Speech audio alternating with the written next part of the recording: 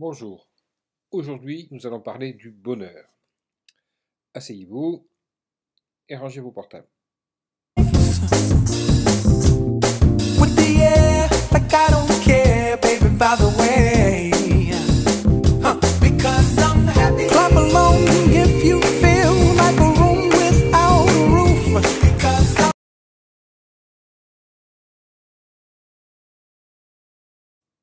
Nous avons déjà pu parler, ou nous aurions pu parler du bonheur à propos de la leçon sur la raison et le réel, puisque la question du bonheur pose la question de notre liberté ou de notre destin. On peut penser à Oedipe. Oedipe pouvait-il espérer être heureux? Nous en avons parlé aussi, ou nous aurions pu en parler quand nous avons parlé du sujet, parce que la question est de savoir si le sujet peut faire son bonheur seul. Et comment pourrait-il le faire? Pourra-t-il le faire? Nous aurions pu aussi en parler à propos, évidemment, de la morale. Est-ce que je peux être heureux avec les autres? Et nous aurions pu en parler encore une fois à propos de la politique, puisque en se posant la question de savoir si la politique peut faire mon bonheur. Donc on a affaire à un sujet qui n'est pas marginal, mais bien qui traverse la plupart de nos leçons et de nombreuses questions philosophiques du même coup. Alors, qu'est-ce que le bonheur et qu'est-ce que ça n'est pas? Voilà qui nous permettra, avec cette définition un peu plus précise du bonheur, de savoir où aller et comment le trouver. Alors, on se rappelle le principe de Constance qui disait que nous étions en quelque sorte tranquilles, venait le moment d'un désir qui était d'abord éprouvé comme un déplaisir et qui ne pouvait redevenir nous permettre de retourner à un état de constance qu'à condition de trouver une satisfaction à ce désir. Est-ce que cette satisfaction peut être considérée comme ce qui définit le bonheur? Est-ce que le bonheur est un désir satisfait? C'est pas si simple. En effet, si on regarde de plus près, on se rend compte que le bonheur apporté par la satisfaction du désir, très vite, peut être remis en question par un nouveau désir qui à nouveau nous fait ressentir un déplaisir, à nouveau devra être satisfait pour retourner à un principe de constance, à une satisfaction qui pourra être, dès qu'un nouveau désir naîtra, à nouveau contrarié. On pourrait parler d'une espèce de complexe de la boîte de chocolat. À peine a-t-on mangé un chocolat qu'on ne rêve plus que de manger un autre, et à peine a-t-on mangé du second qu'on rêve de manger le troisième. Ça n'est pas tout à fait ça le bonheur. Le bonheur, ce n'est pas une affaire de boîte de chocolat. Le bonheur, en fait, il se trouve entre le désir et ce que nous avons vu déjà dans la leçon sur l'inconscient, comme l'objet petit a de Lacan. C'est-à-dire entre le désir qui est jamais satisfait et un désir qui serait toujours satisfait, un état totalement heureux, ce que nous verrons être soit la félicité, soit la béatitude. Donc le bonheur, il se trouve entre ces deux, entre le désir et une béatitude complète, et en quelque sorte la fin d'ailleurs du désir, parce qu'on aurait obtenu enfin l'objet que l'on voulait désirer. Une fois situé entre ces deux extrêmes, on peut encore définir le bonheur par sa durée. En effet, il ne faut pas le confondre ni avec le plaisir, ni avec la joie. Le plaisir, si on veut le mesurer en termes de durée, on se rendra compte qu'il est l'équivalent sur l'échelle d'une durée courte. La joie est déjà quelque chose qui dure plus longtemps que le plaisir. Et le bonheur, on peut dire qu'il est durable. C'est un état durable. Si on reprend notre schéma, on peut dire que c'est une satisfaction qui dure. Elle n'est pas éternelle, mais c'est une satisfaction beaucoup plus durable que le plaisir qui est rapide, la joie un peu plus longue, en quelque sorte, mais encore pas aussi longue aussi durable que la satisfaction que nous apporte le bonheur. On peut encore rentrer dans le détail des définitions. Alors, le plaisir, c'est une sensation ou une émotion agréable liée à la satisfaction d'un besoin matériel ou mental. On peut penser au plaisir de manger une glace, tout simplement. La joie, c'est une émotion agréable et profonde, un sentiment exaltant ressenti par toute la conscience. Je crois que cette image le montre bien. Tandis que le bonheur, c'est un état durable de pleine satisfaction, comme par exemple le bonheur de vivre dans une famille harmonieuse.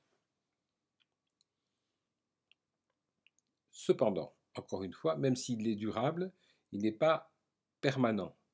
On peut dire que c'est la félicité qui est permanente, tandis que l'éternité est réservée à la béatitude. Mais nous verrons que pour atteindre cette béatitude, il faut aller dans un autre monde. Mais comme Sponville dit fort justement, confondre le bonheur avec la félicité, c'est se l'interdire, parce que c'est toujours espérer qu'il durera, et être malheureux de savoir que le bonheur ne durera peut-être pas toujours. Et le confondre avec la béatitude, évidemment, c'est y renoncer, parce que ça serait un bonheur éternel, ce qui n'est pas à notre portée en ce bas monde.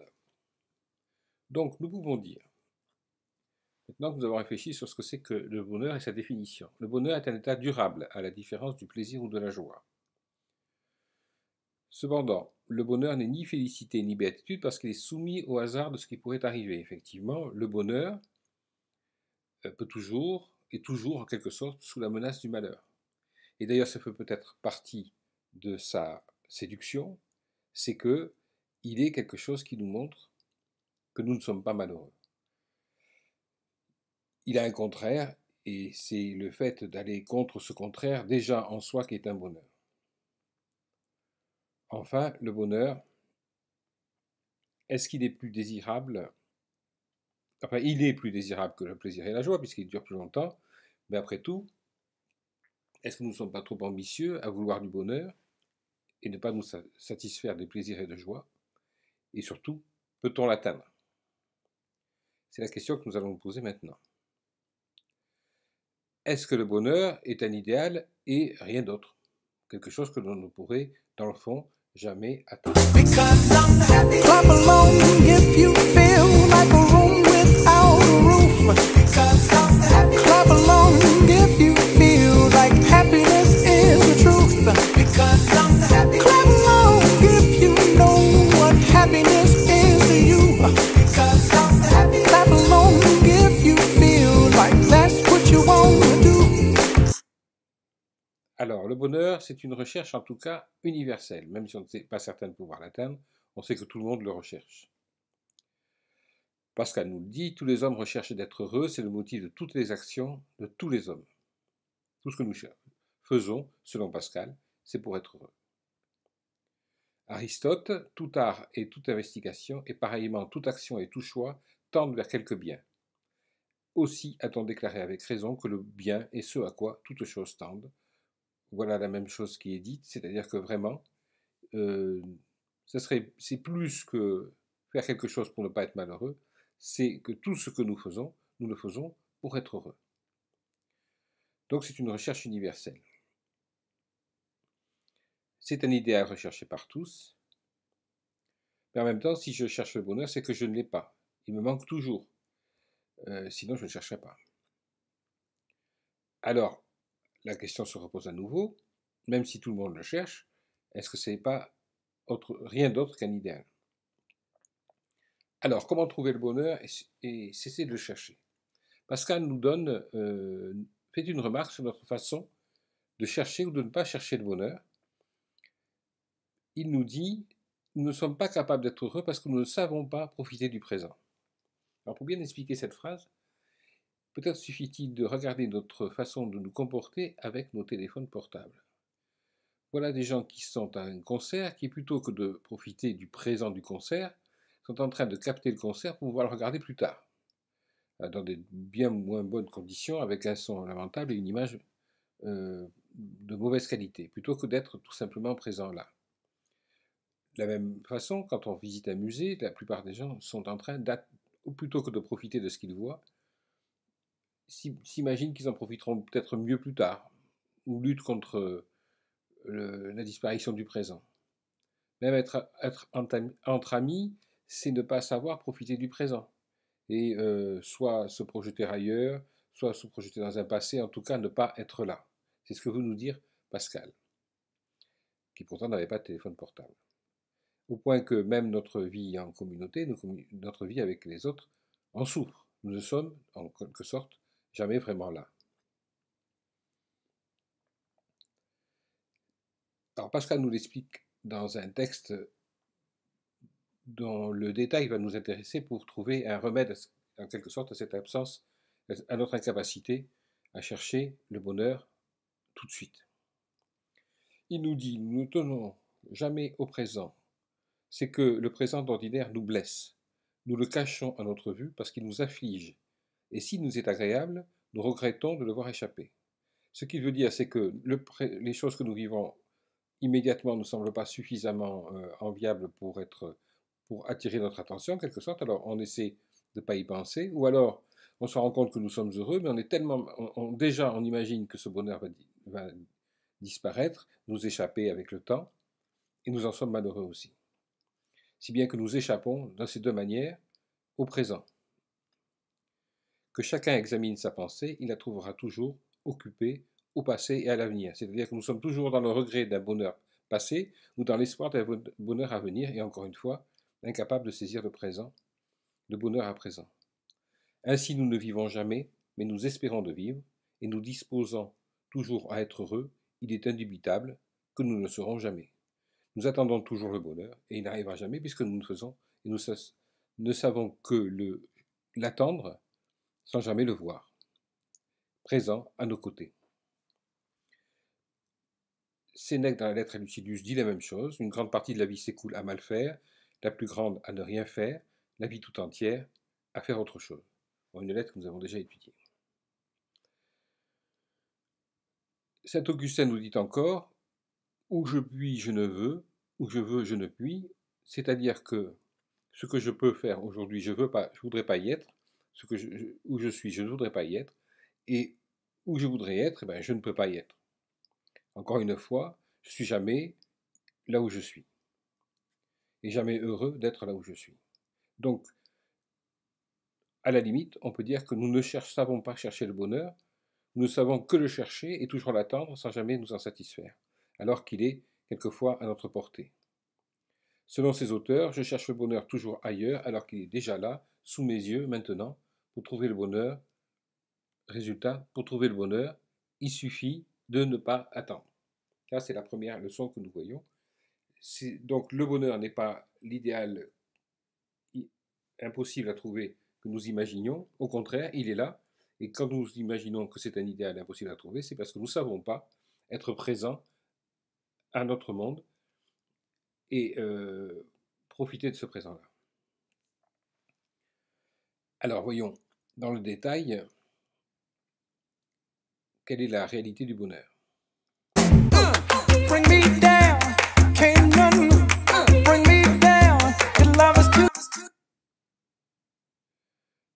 Alors, quelle est cette réalité? Est-ce que c'est une réalité? Puisque apparemment, il suffit d'y faire attention pour le trouver. Chercher le bonheur ne signifie pas que l'on ne puisse pas le trouver. Il y a des idéaux que l'on peut réaliser, au moins en partie. De la même manière, le manque ne signifie pas qu'il ne puisse jamais être comblé. Effectivement, on est toujours à la recherche du bonheur, mais ça ne veut pas dire qu'on ne va pas le trouver. La grande idée des auteurs, en particulier d'Antiquité, c'est de dire, pour trouver le bonheur, il suffit de trouver la bonne méthode, c'est-à-dire une manière de se comporter, de vivre, une sorte de discipline, que nous avons beaucoup vu déjà avec Sénèque, une discipline qui va nous permettre de faire notre bonheur par nous-mêmes, en sachant ce qu'il vaut d'être élu pour nous rendre heureux et ce qu'il faut abandonner parce que ça nous échappera toujours et ça nous rendra toujours malheureux.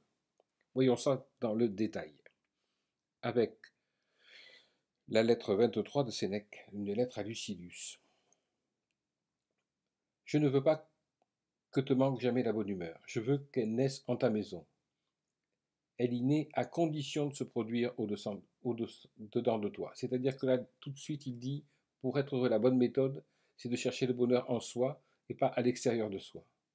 Toutes les autres sortes de gaieté n'emplissent pas la poitrine, elles dérident le front, sont faibles, à moins que par hasard tu ne juges toi, joyeux celui qui rit.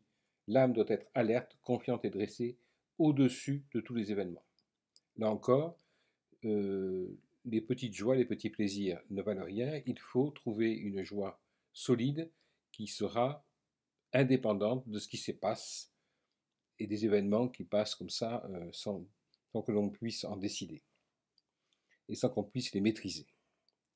Donc, le bonheur, il est à chercher en soi. Crois-moi, la vraie joie est chose sévère. C'est en possession de cette joie que je veux que tu sois. Elle ne te fera jamais défaut une fois que tu auras trouvé à quoi la demander. Puisque le bonheur va dépendre de moi et non plus des choses extérieures, évidemment, il ne me fera plus défaut. Peu nombreux sont ceux qui mettent de l'ordre en eux et dans leurs biens intentionnellement. Tous les autres, à la manière des objets qui nagent sur les fleuves, n'avancent pas, mais se laissent porter. Il faut donc décider de ce que nous voulons et persévérer dans ce but. Donc le bonheur, c'est pas simplement attendre qu'il arrive, c'est savoir se discipliner et prendre sa vie en main. Ils vivent mal ceux qui en sont toujours à commencer de vivre. Et prendre sa vie en main, c'est maintenant, c'est pas demain, c'est pas attendre.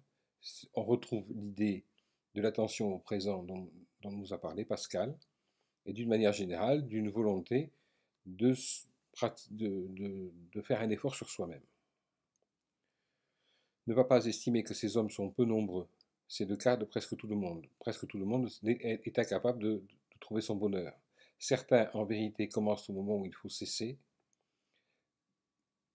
Certains commencent où il faut cesser, c'est-à-dire qu'ils commencent quand ils vieillissent.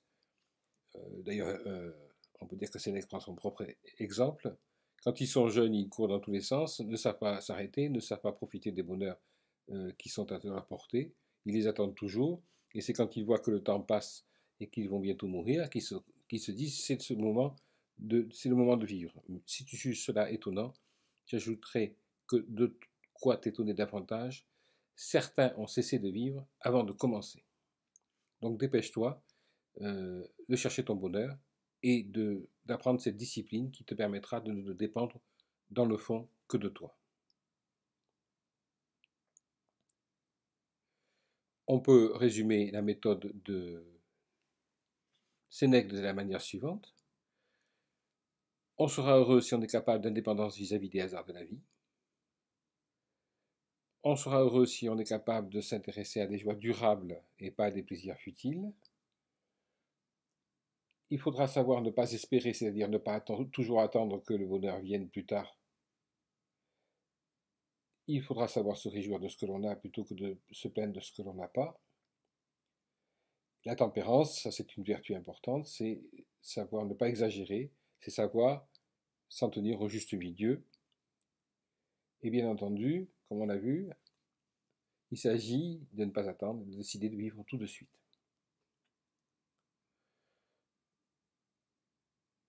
Alors, Descartes nous donne un autre exemple de ce type de vie heureuse qui ne dépend que de soi, c'est la vie spirituelle, la vie intellectuelle, celle que beaucoup de philosophes ont choisie dans le fond. Je pensais que je ne pouvais mieux que d'employer toute ma vie à cultiver ma raison et m'avancer autant que je pouvais en la connaissance de la vérité. J'avais éprouvé de si extrêmes contentements depuis que j'avais commencé à me servir de cette méthode que je ne croyais pas qu'on en pût trouver de plus doux en cette vie. C'est bien donc la recherche de la vérité qui fera son bonheur. Pourquoi fera-t-elle son bonheur?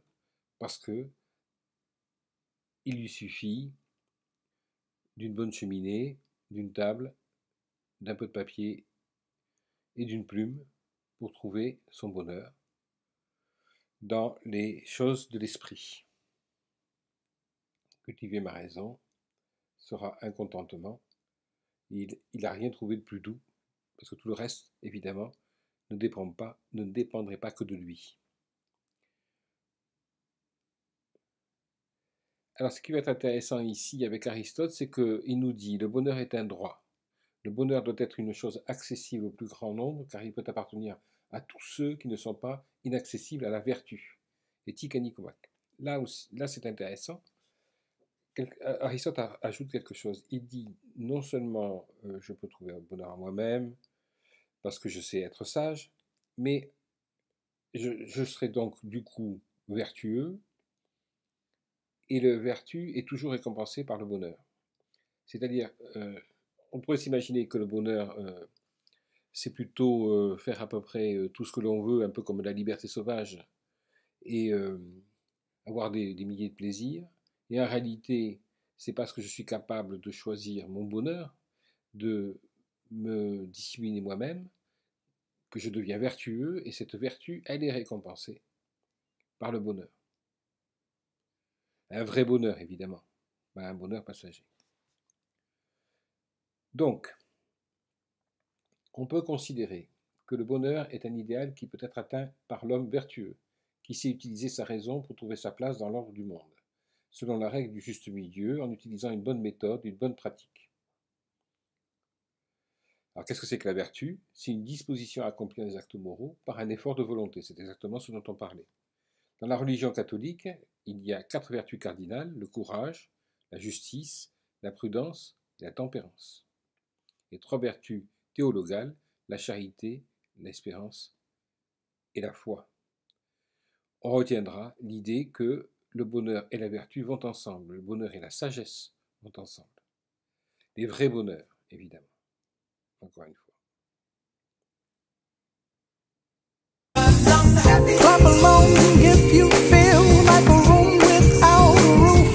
Clap along if you feel like happiness is the truth. Clap along if you know what happiness is to you. Clap along if you feel like that's what you want to do. Here come bad news talking this and that.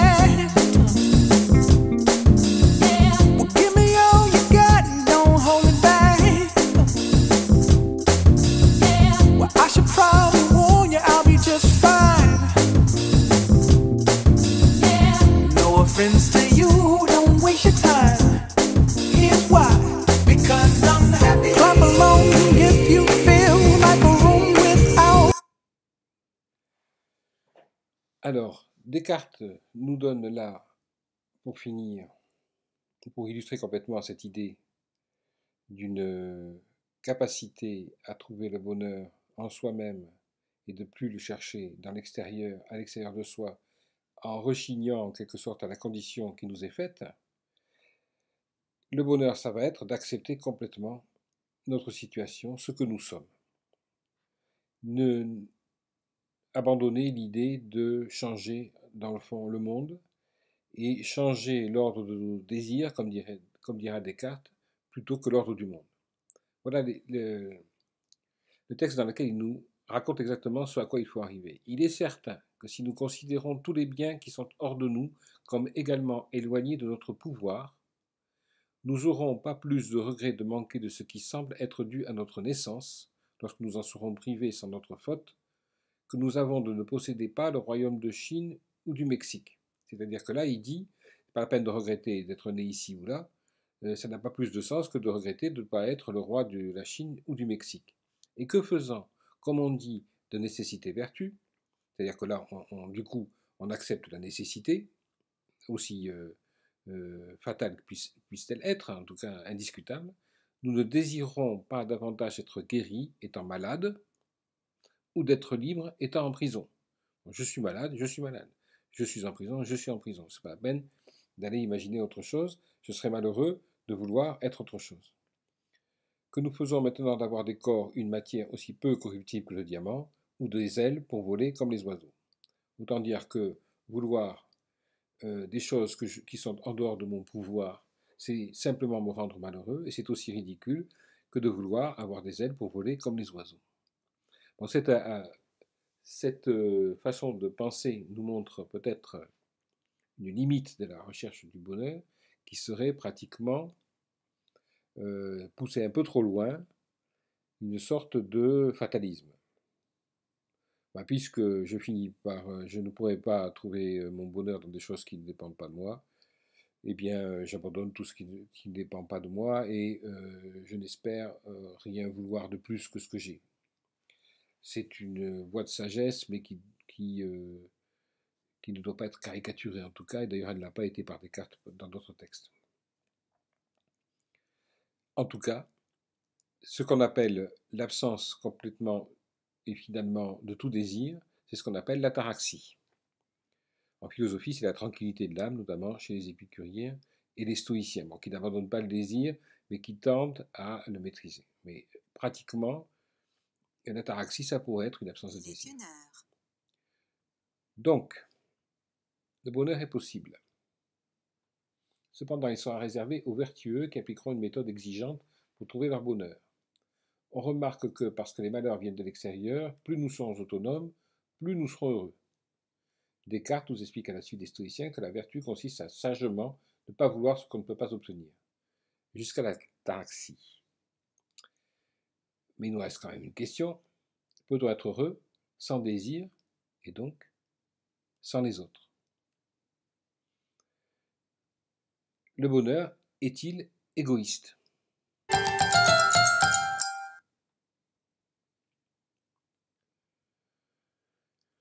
Le bonheur, c'est la récompense de l'homme vertueux. L'adversité, la douleur, la pauvreté sont de grandes tentations menant l'homme à violer son devoir. Alors là, nous arrivons à un texte de Kant qui va nous montrer que le bonheur et l'attention aux autres, la vertu, la morale, cette fois-ci, non pas simplement une attention à moi-même, mais une attention aux autres, vont ensemble. Reprenons. L'adversité, la douleur, la pauvreté sont de grandes tentations menant l'homme à violer son devoir. C'est-à-dire que si je suis malheureux, j'aurai du mal à faire mon devoir. Je serai incapable de m'ouvrir aux autres, de m'inquiéter des autres, effectivement, et j'aurais tendance plutôt à l'égoïsme, voire à la violence. L'aisance, la force, la santé, la prospérité en général, qui s'opposent à cette influence, peuvent donc aussi, semble-t-il, être considérées comme des fins, qui sont en même temps des devoirs, je veux dire le devoir de travailler à son propre bonheur et de ne pas s'appliquer seulement à celui d'autrui. C'est-à-dire que là, je commence, puisque quand je suis malheureux, je suis incapable de m'occuper des autres et de moi-même, plus je serai heureux, plus je serai capable de m'occuper des autres et de moi-même. Donc, si bien que la recherche du bonheur devient une recherche tout à fait morale et éthique, et digne de la morale. Bien entendu, mais alors ce n'était pas le bonheur qui est la fin, mais la moralité du sujet, et le bonheur n'est que le moyen légitime d'écarter les obstacles qui s'opposent à cette fin. Donc, les deux vont ensemble, bonheur et moralité, cependant, la moralité doit rester le but, selon Kant dans la métaphysique des mœurs. On va voir une autre manière de voir et de penser avec Diderot, qui lui pousse les choses un peu plus loin et qui dit que carrément, le bonheur, c'est d'être avec les autres, tout simplement. Écoutons-le ou lisons-le. Moi,